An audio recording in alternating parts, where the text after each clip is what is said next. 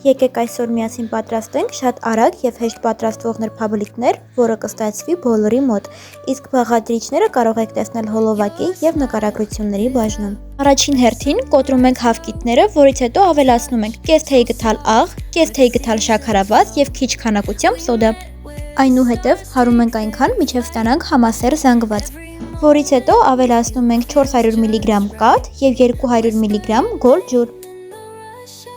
Եվ կրկին սկսում ենք շատ լավ հարել, ընթացքում ավելացնելով 2 թեյ գթալ ձիթայուղ։ Ապա մաղիչի օգնությամբ ավելացնում ենք ալյուրը այնքան, որպեսզի ստանանք միջին թանձրության զորուն զանգված։ Ապա նախապես լավ տաքացված թավայի մեջ ավելացնում ենք մի փոքր ձիթայուղ, որից հետո մեկ չափաբաժնով խմորը ավելացնում ենք թավայի մեջ, ձեռքով պտտելով այն, որպեսզի անցքեր չմնան։ Ապա թողնում ենք, որպեսզի երկու կողմից էլ շատ լավ կարմրի, իսկ արդյունքում ունենում ենք նման գեղեցիկ, համեղ նրբաբլիթներ, իսկ դուք չմոռանաք բաժանորդագրվել իմեջին, որովհետև այստեղ կգտնեք շատ ու շատ բաղադրատոմսեր։